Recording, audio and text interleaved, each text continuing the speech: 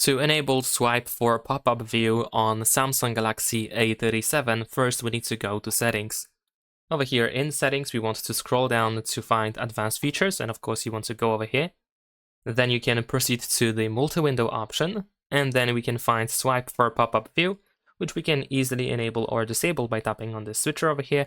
But also if we go into that option, you can find additional setting, which allows you to adjust the top corner area. So let's say I'm going to make it slightly larger.